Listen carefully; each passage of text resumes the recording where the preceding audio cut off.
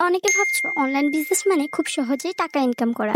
একটা পেজ খুললাম, কিছু পোস্ট দিলাম আর সমানে অর্ডার আসা শুরু করলো। কিন্তু বাস্তবতা একেবারেই ভিন্ন। বিজনেস শুরু করার প্রথম থেকে একের পর এক প্রবলেম এসে হাজির হবে। প্রথমে যে প্রবলেমটার মুখোমুখি হতে হবে সেটা হচ্ছে অ্যাকাউন্টে কোনো ভিউজ থাকবে না। রিলস দিচ্ছ, ভিডিও দিচ্ছ, কিন্তু কেউই দেখছে না। ওই সময়টা মনে হবে 50টা ভিউ পাওয়াই একটা ড্রিম। তারপর আসবে কাস্টমারের ট্রাস্ট ইস্যু।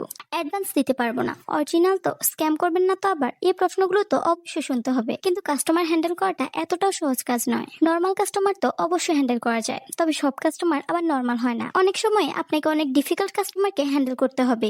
বেশ কয়েকজন পাবেন যারা কিনা অস্বাভাবিক আচরণও করতে পারে। তখন কিন্তু আবার তাদের পাল্টা জবাব দিতে যাবেন না, এতে করে আপনার পেজ কেড়ে নেওয়ার হুমকিও পেতে পারেন। কোনো কিছু নিয়ে একটা সামান্য প্রবলেম হলেও গালি, ব্যাড কমেন্ট আর তার সাথে ফ্রি থাকবে ফ্রড অ্যালার্টে পোস্ট। আর তারপরে ধাপেই থাকছে ডেলিভারি নিয়ে মাথা ব্যথা। কাস্টমার অর্ডার করলো, আপনি ঠিক মতো পাঠালেন, কিন্তু কুরিয়ার লেট করলো। তখন কাস্টমার বলবে আমি তো সময় মতো পার্সেল পাইনি, আমি কেন পার্সেলটা নিব?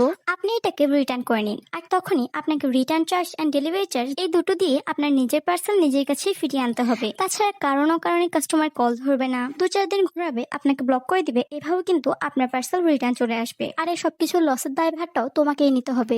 আর সবশেষে আমি যেটার কথা বলতে যাচ্ছি সেটা হচ্ছে কম্পিটিশন প্রেসার। একই প্রোডাক্ট কিন্তু আরো 50টা পেজেও সেল করতেছে, কেউ কম দামে, কেউ বেশি দামে, কেউ অফার দিয়ে, আবার কেউ বেশি বেশি কন্টেস্ট। তখন এই একই প্রোডাক্ট সেল করা কিন্তু অনেক কঠিন ব্যাপার। আর মেন্টাল প্রেসার তো অবশ্যই আছে। অ্যাকাউন্টে রিচ নাই, সেলস নাই, তবে আছে মাথা ভর্তি টেনশন। তার উপর ফ্যামিলি বোঝে না, কেউ সাপোর্টও করে না, তবু নিজেকে নিজে প্রতিদিন মোটিভেট করতে হয়। এই সবগুলোকে পিছনে রেখে যে একবার এগিয়ে যেতে পারে, সফলতা শুধু তার জন্যই। শুভকামনা প্রত্যেকটা স্মল বিজনেস ওনারদের জন্য।